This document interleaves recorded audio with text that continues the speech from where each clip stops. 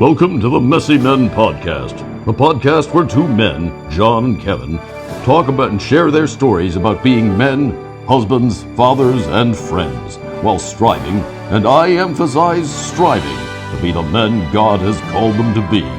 A show where John and Kevin have real, transparent conversations about the importance of being men in community. When burdens are shared, iron sharpens iron, and one man sharpens the other, all while encouraging and building up one another. Wait, this sounds heavy. Not like the kind of real man talk I'm used to, like sports and grilling meat and sports. Will they talk about sports on the show? Can't they sharpen knives or swords? Maybe an axe instead of, like, one another? No? Well, okay, what do I care? They promised to pay me well for this. Very manly announcement, if I don't say so myself. So, here to share their burdens unashamedly and sometimes awkwardly are the messy men themselves, John and Kevin. Your likes/dislikes on this plane of existence no longer matter? Well, I don't know, but that's interesting. It is interesting. There's some things I really like doing that I can't imagine if my soul is my soul and it carries with it my personality and my being and who I am. I'm not going to want to golf occasionally in heaven or have a beer. Is that heaven? I don't know. Golf while having a beer, right? You're kind of hoping it is, though, right? Man. If not, I'd be disappointed. I'm not going to lie.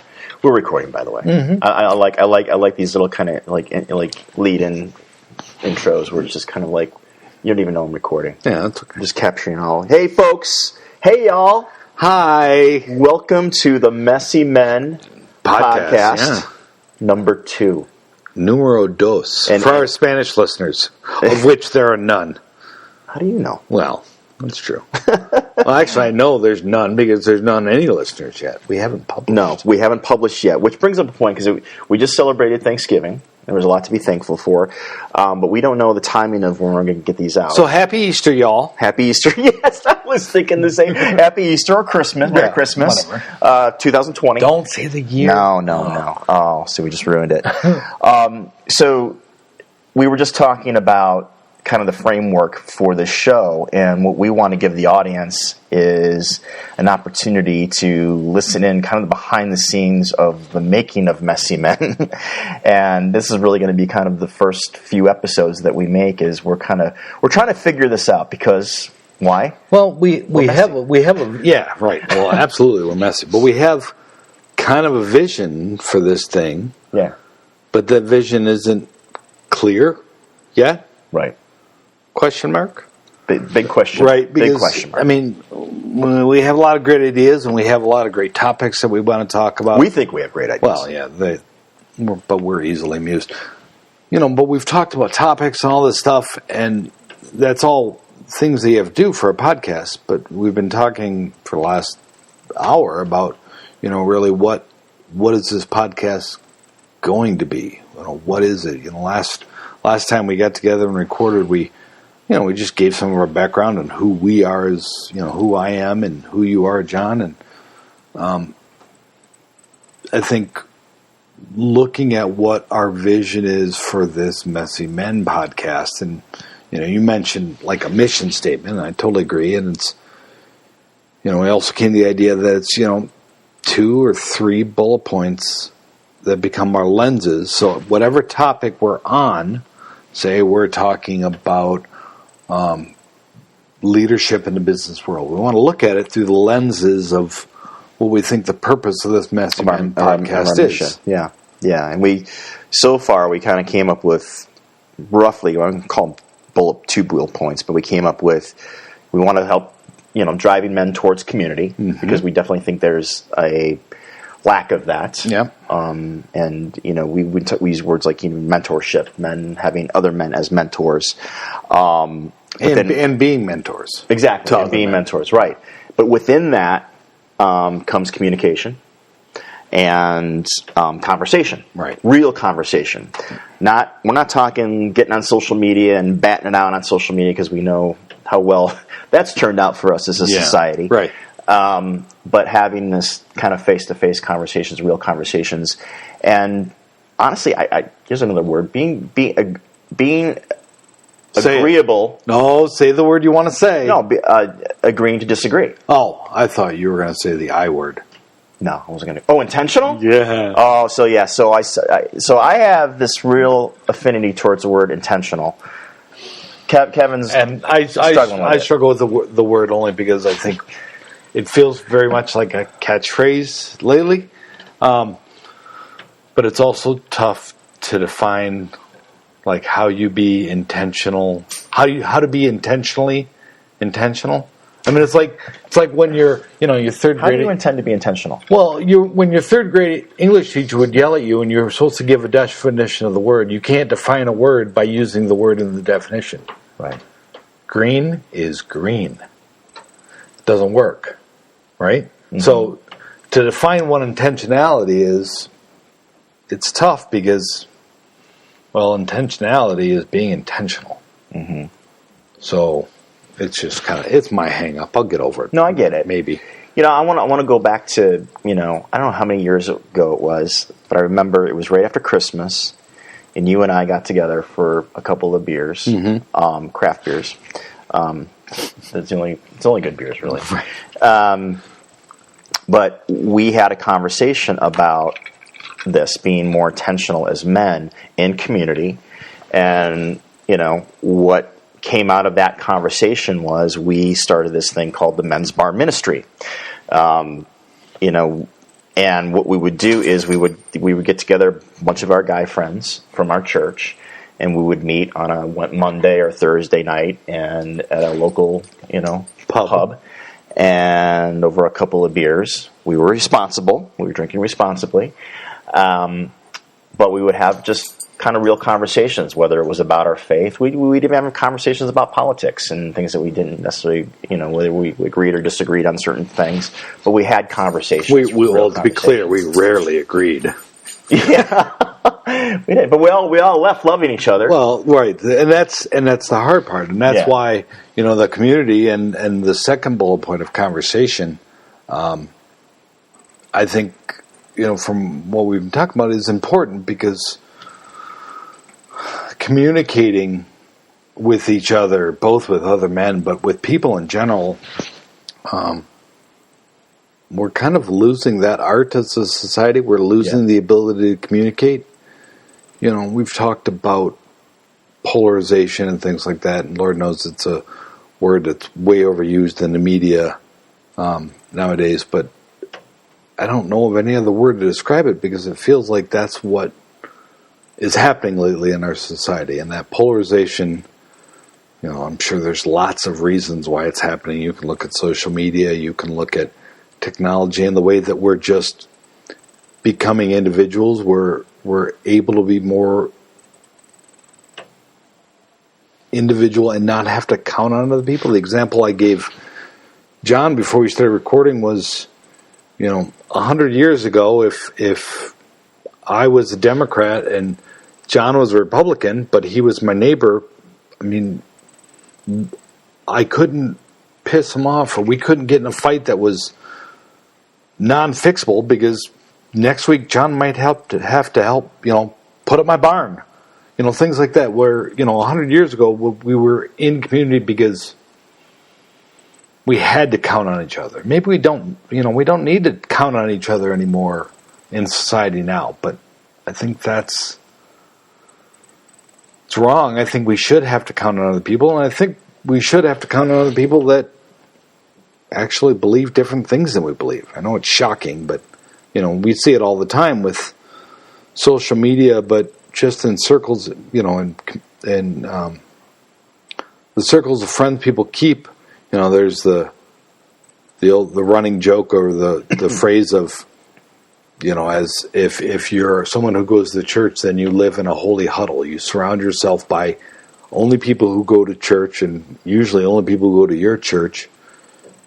and all it becomes is an echo chamber. Same way with social media and Facebook or whatever, that if someone says something you don't like, you unfriend them. You stop following them. You don't listen to them anymore.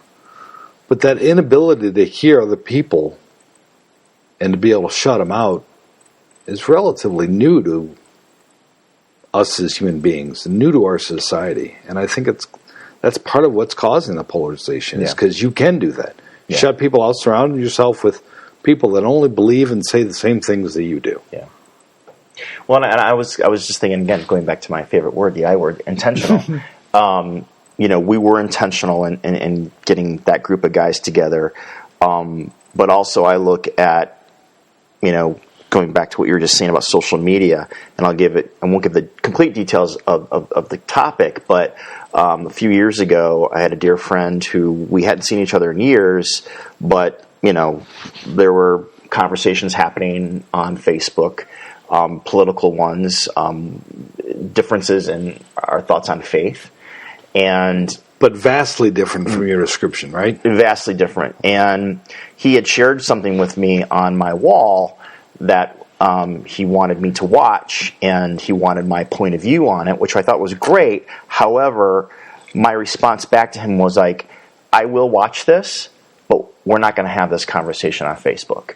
I propose you and I get together for a cup of coffee and have that face-to-face. Yeah. And I got to tell you that first of all, it allowed both of us to be empathetic and have a real, true conversation of where we were coming from on points of view in this topic. But to have that face-to-face conversation is so far needed, because I can tell you, I just continued to see it at that time, and I knew I had to be intentional about, okay, I'm not going to do this here. This means too much. This topic was too important. And I think a lot of topics can be too, it's like, well, let's see, when I sit down, I would love to see you. I haven't seen you in a couple of years, right, and this seems kind of ridiculous. We live 15 miles from each other. Why would we have this conversation here? Right. But it's gotten too easy for people. And then we start thinking differently of people, even friends or family that we used to hang out with. Like, what changed? Right. What changed? Because of what they're posting maybe on social media. Right. And it goes back to, I think, is for men, I think we get into this comfort zone, or lack of, we don't want to face somebody. We don't want to be uncomfortable. We want to be uncomfortable. And being in front of somebody and have a conversation with them face to face, a real conversation, and also taking the risk that I might be wrong. Oh, heaven forbid. I mean, that's never happened to me. Yeah. Although I was wrong once. It's when I thought I had made a mistake and I hadn't. Yeah. Sorry. Well, and I think that's a big part of it. It's what makes us comfortable, and what are we willing to? Where are we willing to step outside of our comfort zone? I was someone I have a lot of respect for in the podcast world. I remember them saying that they have made an intentional, to use your word, John, an intentional point of surrounding themselves with people that believe differently than them. And that's on any topic, politically or whatever. The important part is that these people are people that they trust and that they feel a real love and affinity towards, someone they're close with that just has a different opinion. So if you're starting from that point of having people that you love and trust that don't believe the same thing that you do, and actually seeking out people like that you can have that connection with, I think it's really important. I think it's really important to hear other sides of the story. And when it's just, quotes or quips on, 288 characters on Twitter and people throwing stuff around, we lose the care for the person that's behind those words. John, you brought up the example of talking about, here in the States and talking about Muslims. The idea that, they can be seen as the bad guy. Like back, in the 80s when you and I grew up, every bad guy in every film was Russian, right? The Russians were out to get us. Yep. Well, now we've replaced that with Muslims. But I love the way you phrased it. That they get up every day and they love their kids and they eat food and they go to work because they want to support themselves and their family.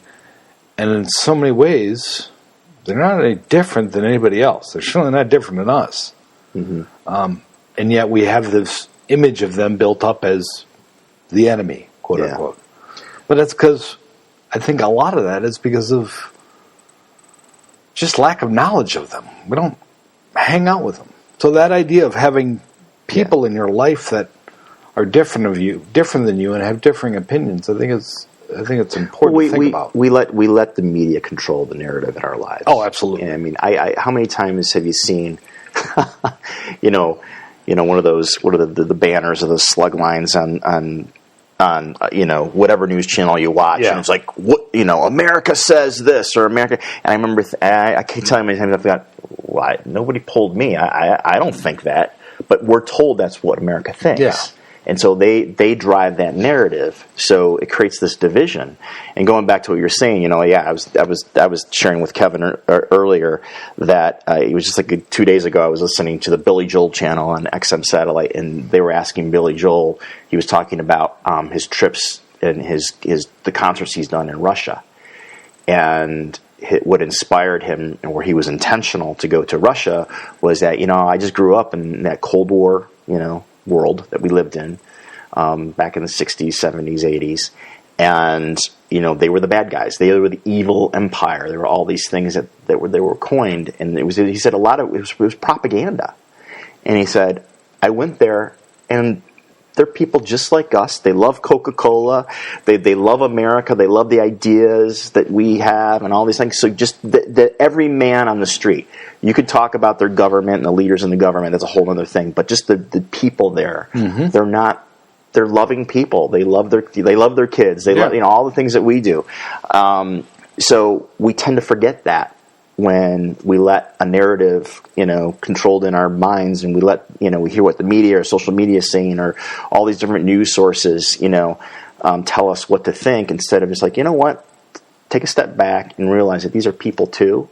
And let's try to get to know them. I want to put you on the spot a little bit, if you want. You didn't know this was coming, but I had so much respect for you, and I thought it was just a loving thing and a neighborly thing to do, as we're called to love our neighbors. But you went to the Muslim. I want to get it wrong. But you went to. It's called a couple of years ago. Muslim Unity Center. Yeah. Someplace local now. Talk about that, though. Well, I can't brag too much because, it was an assignment for a class. It's okay. In my master's program. That was the diversity class, and we had to attend an event in a demographic that was completely different from our own. We had to do it alone. We couldn't take a friend. And then we had to find someone to interview and talk to about who they are. So I went to a Muslim Unity Center. They have a running class that's like, Muslim 101 for people who are interested. And I went in and sat on one of those.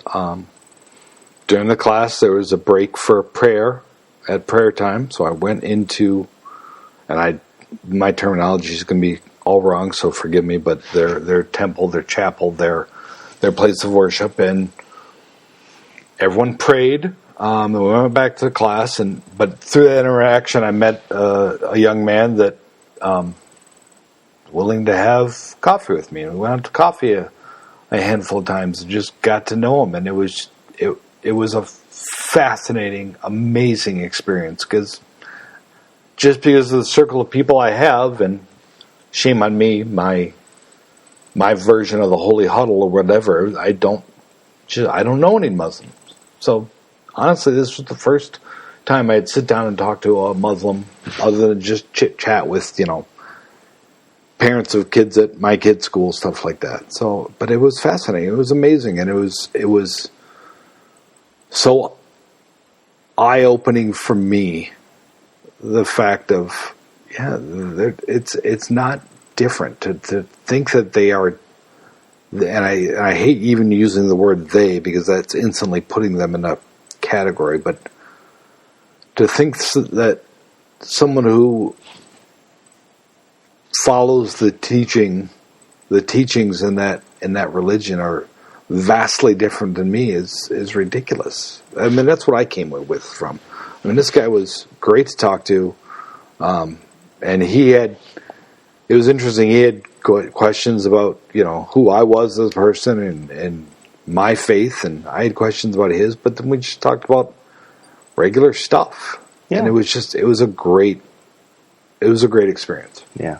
I think there's a fear with some people in that somehow you're compromising what you believe or your own faith, your own Christian faith, your own Christian walk potentially, or whatever you believe, by having these conversations with somebody who has a different belief system. And I've seen it, not personally, but I've listened to some faith-based podcasts and that sort of thing. There's a evangelical pastor who I have a lot of respect for. I won't name him, but many times he has gone and had debates with people who are imams or whatnot within, and both of those communities come together. Christians and Muslims come together in this, and they've had debates and loving conversations amongst each other. That's not my point. The point is the vitriol and attacks he has received for even having that conversation from Christian evangelicals is amazing. His own quote unquote people. Right? Yes. Well, and you know what? And he stands up. He pushes back on that. But he's like, this is what Jesus did. He went out these conversations. Right. It is amazing because what causes people to do that? What causes men to do that and feel like we shouldn't not have these conversations? Yeah. And I think it's fear. I think it's insecurity, and expanding even beyond having conversations with someone of another faith is talking to anyone who believes differently than you do.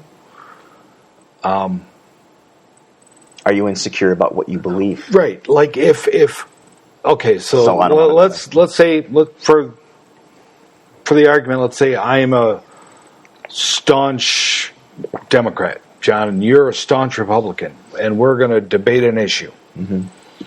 Well, if I'm so concerned and so avoiding of the issue, and I'm worried about talking to you about it, does that mean am I insecure about what I believe? Or let's take it back to faith. Is me talking to someone maybe of the Jewish faith or of the Muslim faith, someone who I should disagree with, am I in danger of losing my faith? That I shouldn't talk to them because they could damage my faith? And if so, I should take a real long, hard look at what I believe and how solid that belief is. Right.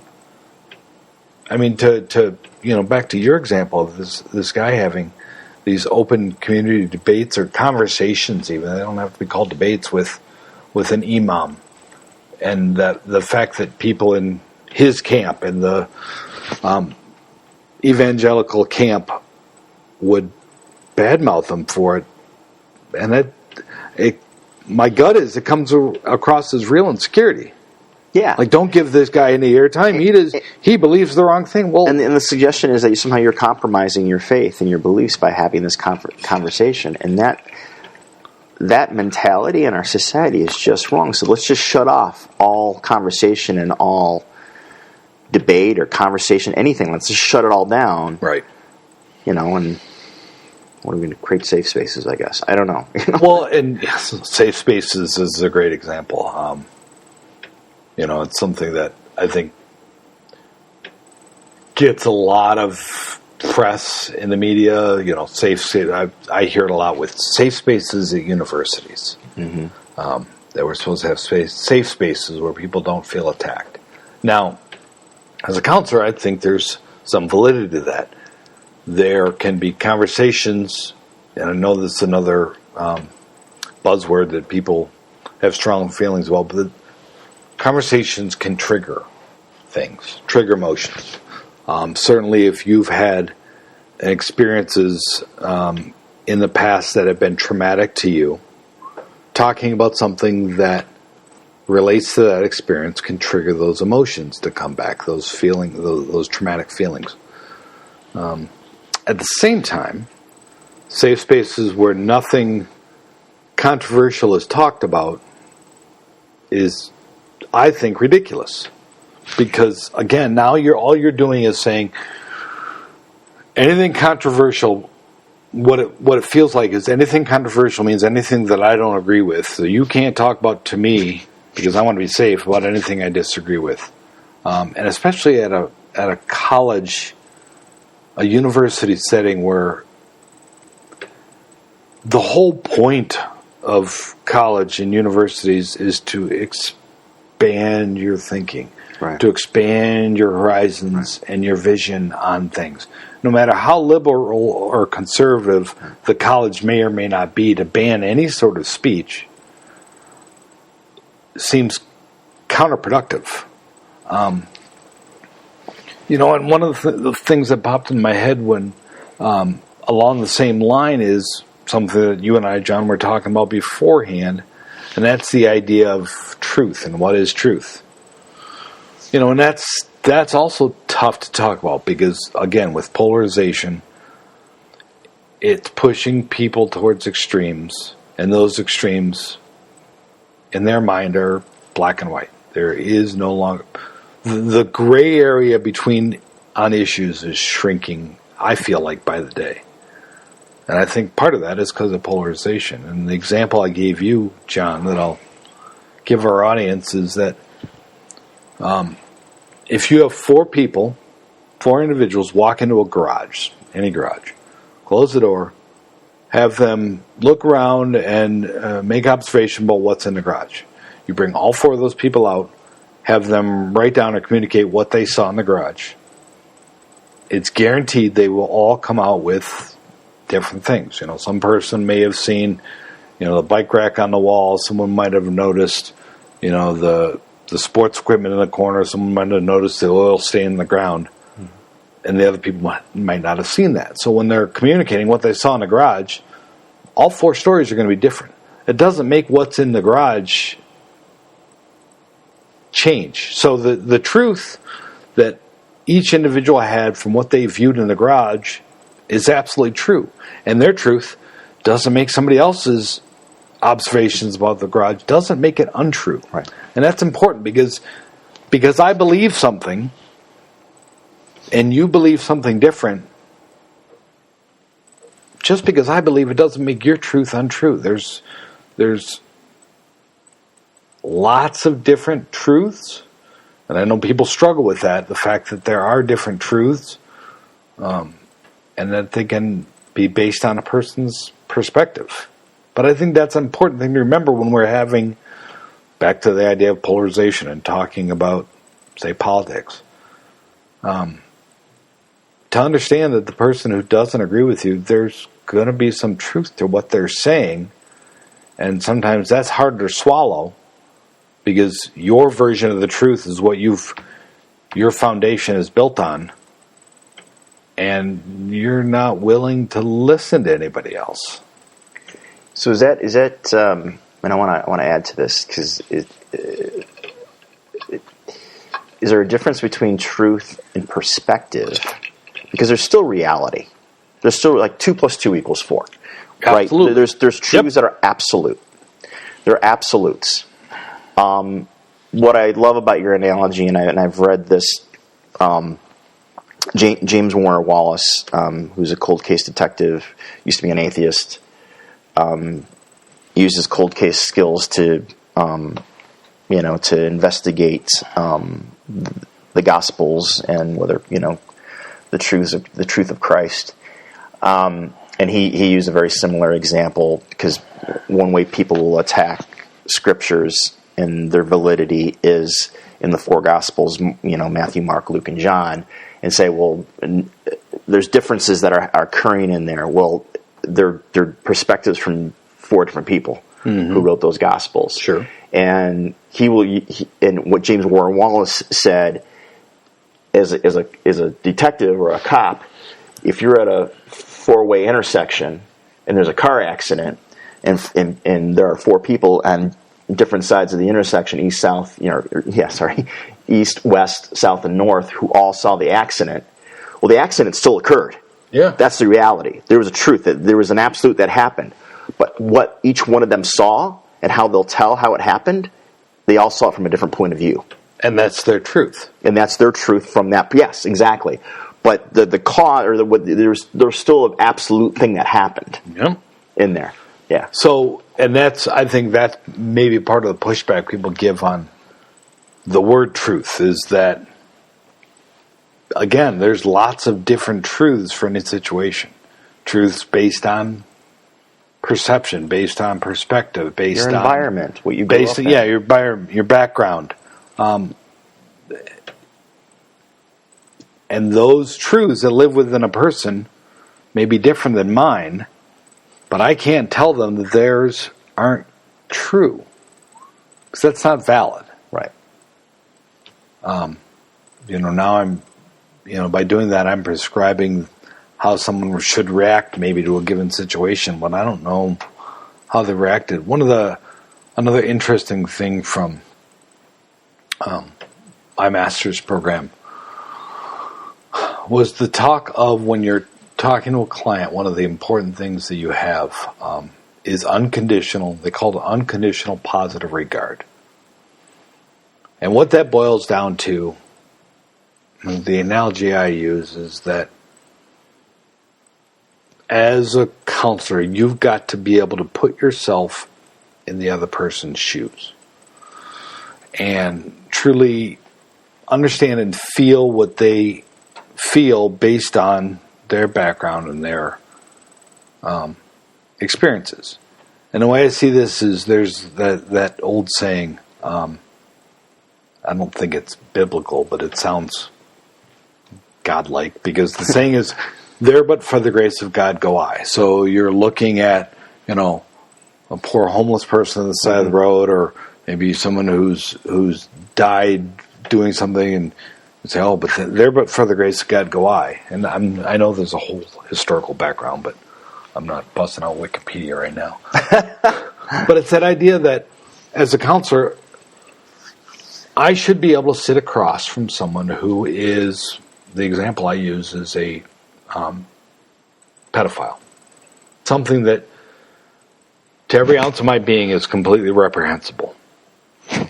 But with that person's background, with that person's experiences, with that person's trauma, I should be able to sit across from the person and say, if I lived the same life that they live, that could be me. And that's hard to do, especially with this example, because for me, it's, again, something that's just above and beyond as far as a reprehensible act. But I've got to be able to look at the person and say, yeah, but if I had their experiences and I had their trauma, I could do the same thing. I could make the same poor decisions. And that's part of being a counselor. But also, back to the big picture we're talking about, that's part of really it feels like the right way to do conversation, to interact with other people, to have a heart for what the other person has experienced, and know that if you're talking to a 40-year-old, they've got 40 years of experiences and life that they've lived to get to this point where that truth, going back to truth, that's their truth. Yeah. And you can't discount any of those things that got them to this point. Right. And kind of bringing it back to the focus of men, and again, my favorite word, intentional. I'm just going to go with this. It's fine. This is You being should intentional. Intentionally say intentional. But being intentional about communicating and having conversations with one another. We've somewhat lost that, and we could sit here and maybe kind of talk about why. Why have we lost it? Why have men lost this ability? And whether or not we've ever even really had it, maybe we did. Maybe we were better at it decades ago. But what has happened where we feel like, I just don't want to deal with this? and it's probably all kinds of things. But why don't men feel, the ability to communicate with others in this type of conversation like you and I are having right now, and what can be done to change it? Oh, that's a phenomenal question. I could have just said, I know, because it came from me, but I just did. Well, I mean, I use a counseling technique that's called stalling. What do you think, John? Well, thank you. I'm glad. Thank you for the question, Kevin. No, I was actually thinking I wrote this word down while we were talking, humility. I think it's a lack of, again, we want to be strong all the time, and we want to be. Well, we're told that we have to be. We have to be, but we don't find strength in meekness or being humble, which to me, those are ultimately strong traits. Jesus said they would be and are, but we have to always put out this big guard and be tough all the time and never, show any kind of emotion or anything is bothering us, and yet we're always right. There's such great humility when you can recognize in yourself that, you know what, I'm wrong about this. I'm wrong on something about this, but I don't want to know I'm wrong. I want to know that I'm right all the time, or I want to believe I'm right all the time. So I don't want the discomfort of someone sharing an idea with me that might go against the grain of what I believe is right. Yeah, I think that's an excellent point. I think there's great validity to that. I mean, if you look at, you're talking about what's easier. I mean, imagine you're a Spartan. I'm looking at your Michigan State flag, and imagine you're a Spartan warrior. Is it easier to be humble, or is it easier to suit up and kill your enemy? Right. Now, that might be not the best example, because certainly in war, if someone's coming to kill you and rape your village and pillage your wife, just waiting for that to set in, because I said it backwards. I'll cut out the long pause and get right to the laugh. So perfect. It was instantaneous. Yeah. You have to defend yourself. So, but is that the kind of thing that has set us up as men to not want to be humble and not want to listen to the opposing side? And maybe I'm reaching here. Well, let's. I think humility is important, though. I think, just societally, we're told as men that we have to be leaders, and we have to be tough, and we have to provide and protect and defend and all those things. And the idea of, okay, in the business world, how hard is it for a CEO, or how often does a CEO says, I don't know, rather than just puffing up their chest and charging forward and being a leader? I would argue. Let's talk about the word, and I want to bring this back to the family and how we lead in our family. But I want to talk about some terms here. I would argue that everything that you just described is not a leader, but it's a boss. I think there's a difference between a leader. Yeah. I think a leader people want to follow. Yeah. A boss is somebody. I mean, everything we described this the strong. I'm always right. I don't want to follow that person. Right. Jesus was the ultimate leader. A leader is someone that you look to and who inspires you, and you're like, this person has me, and they have my best intentions, and I want to follow them. And I think leaders are humble. I think true leaders are humble. They're willing to admit that they've made mistakes. And what I wanted to talk about, what I was thinking about this, is this idea of humility and men owning up to that, we're not always right. Mm-hmm.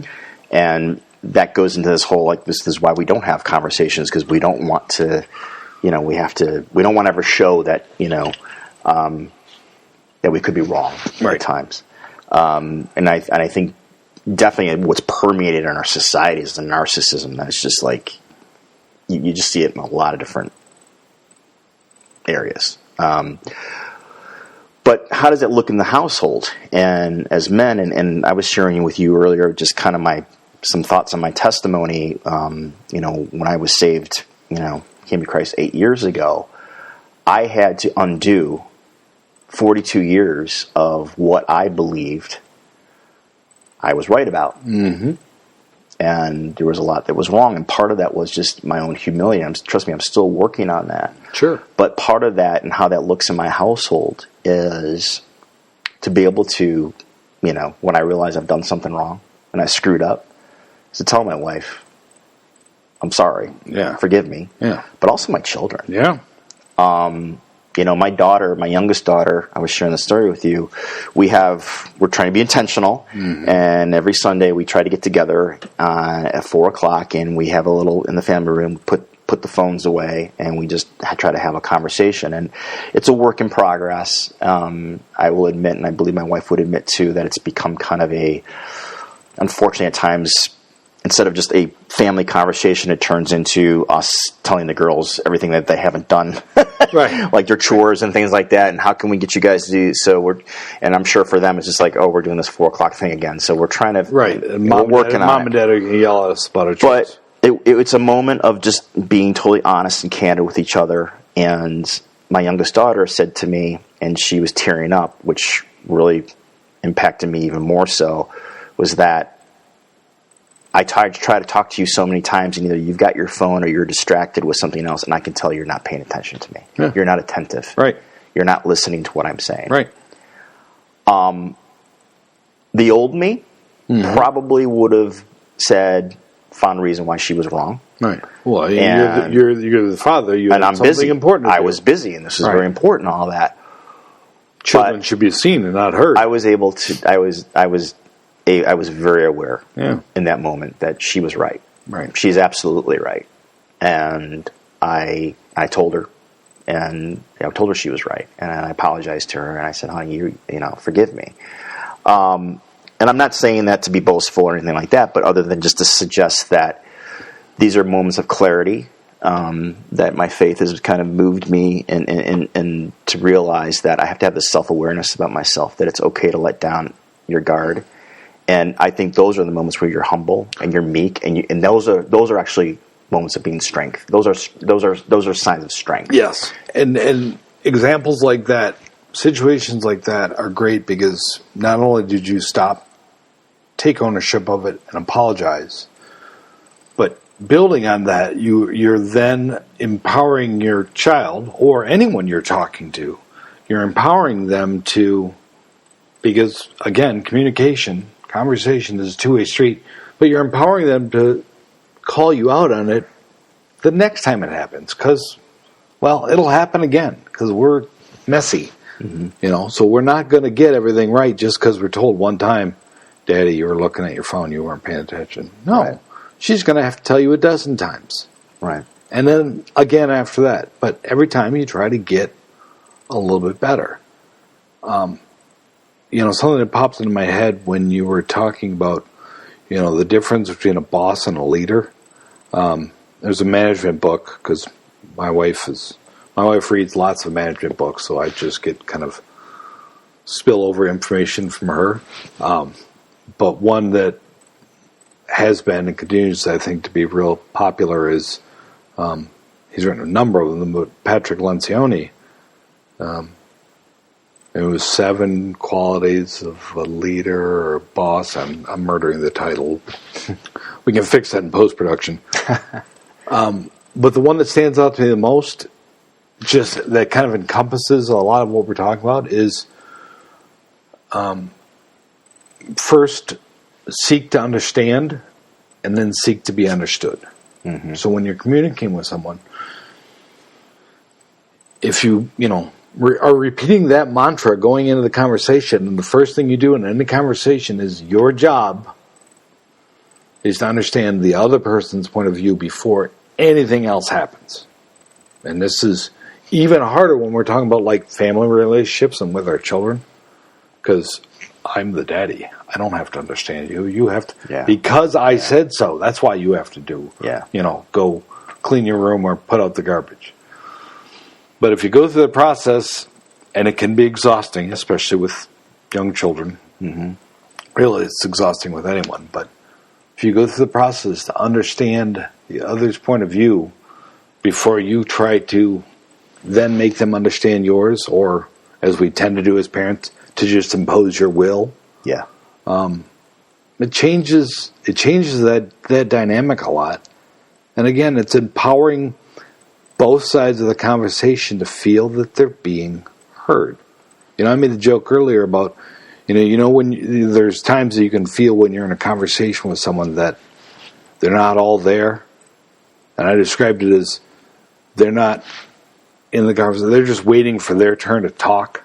They're not listening to what you're saying. They have something they got to get out. I got to get this thing out. I have this idea. And usually with someone who's really bad at this, it's you're telling a story and they've got a topper for you, right? Yeah. So those people that always top your stories, but they're not listening. They stopped listening 5 minutes ago, and they're just waiting for an opening so they can jump in and talk. Yeah. Like as Brian Regan says, "Oh yeah, I went to the moon." Right, exactly. And when we're doing that in conversation, so if we focus on my first job in this conversation is to understand what the other person is saying, where they're coming from, what they mean, why they're saying it, all the reasons behind it. If I understand that first, and then I work on being understood, it sets it all up differently. It sets that whole communication process up differently. And think about this. You can't get that across on social media.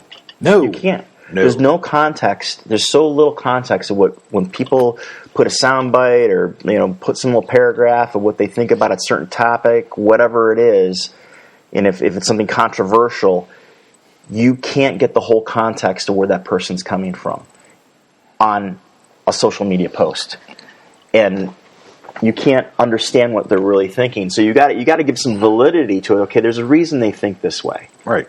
Whether you agree with it or not. Why do they think this? I need to understand where they're coming from before I, jump all over them and tell them they're an idiot or whatever like that. And I don't ever want to do that. Right. And forgive me if I have in the past. Sure. Because I've certainly done dumb things on social media in the past. But that whole context around who they are and their experiences, it all adds up to going back to that what you're saying, their truths and their perspectives of. It's real for them. It's real for them. It's real for me. There's John, there's no doubt in my mind that in a very short length of time, historically speaking, 20, 30, 40 years, we're going to look back at social media and say, what the hell were we thinking? Oh, I know. Why did we do that? Yeah. If you look at, anecdotally, there are dozens of stories, dozens probably, of people high-ups in the tech world and the technology world, leaders at Apple that say, no, I would never give my kid They don't let their kids use it. I wouldn't give my kid an iPad. Leaders at Facebook say, no, my kid's not getting on Facebook. Yeah. They know how destructive it is. Let's remember why it exists. It exists because someone's making money off of it. Yeah. Someone's making money off, the homemaker who just copies and pastes political statements to, the guy sitting in a trailer who doesn't have any friends and family firing back. They're making money off ad dollars. They don't care what's being said. No. So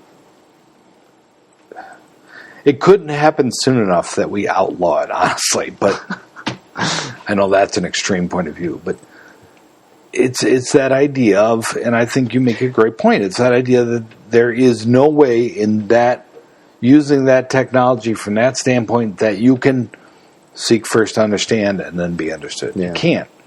I think I have a lot of thoughts here, right, all of a sudden, but I think there is an awakening happening, and I think we're seeing the consequences of things. I just saw a story, and I think this even goes back to men and the idea of mentoring men, but men mentoring their kids, and getting off these social media platforms. And I'm not even suggesting I know all the reasons for why this is happening, but a friend of mine just posted a story that the teen suicide rate in Michigan is like doubling, in the last year.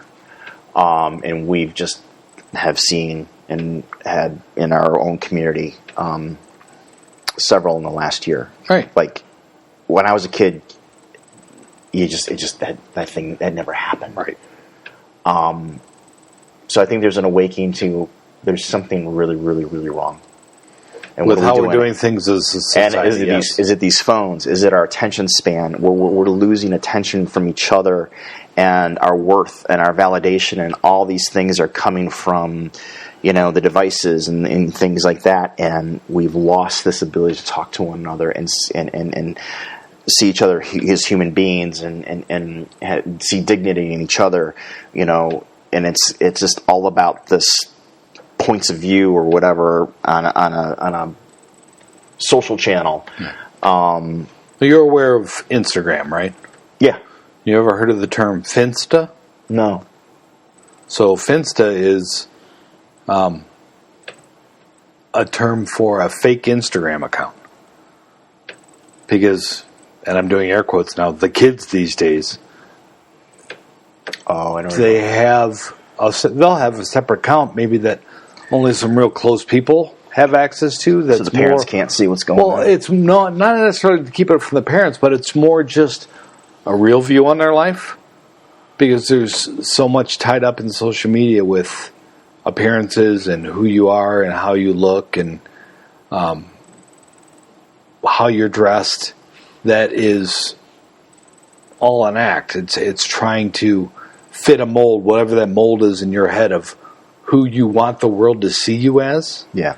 And that who you want the world to see you as is not necessarily who you are.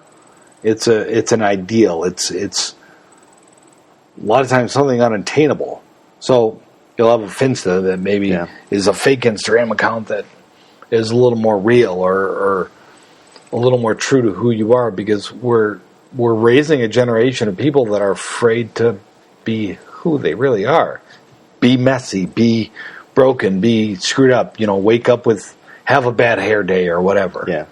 Because it's all, visually driven and are you shopping at the right stores? Are you eating at the right? People, it's a common joke about people taking pictures of their food because they want everyone to see that, look at this great meal I have, and not realize that they had, a 20-piece chicken nugget for lunch.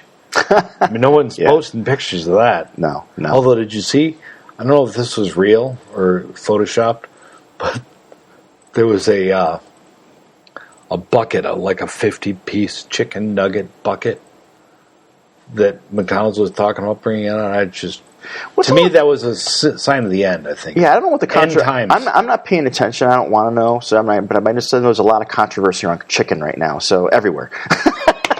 Some battle going on with Kentucky Fried Chicken and Popeyes and. Oh well, supposedly Popeyes has this spicy chicken sandwich that I've actually talked to people who have. Are we derailing now? We are totally. But I've talked to people who say it's really good. It is amazingly. It is totally not something you would expect from a fast food restaurant. And like when they make them, people line up for them outside the store and they sell out. I haven't followed it that much. I just know they're selling out and people are like buying them and reselling them even. But again, it's something that's, I think, driven by social media that it's the new hot thing. Well, I just want to confess. I want to go back to the we present ourselves on social media. I just want to confess all the times that I've posted pictures of my family and I, and we're all smiley faced and looking as beautiful as we are. My wife and my two girls.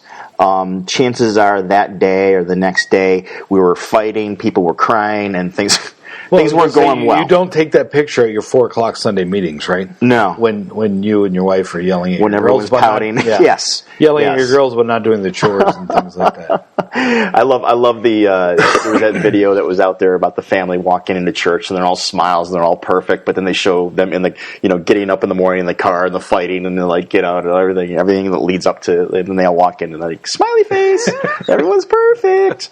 And that's the thing. We put up these masks, we put up these walls, and we present this like picture perfect thing. But it's like the reality is, and we all know it, deep down. But then we look at we wish our lives were like them. Like look at that. So and we got to get away from that. You talk about we got to get away from that. And that's just one component. And it's way too deep to get it real far into. But you talk about the rising rate of suicides, and it's across all demographics, all genders, all ages.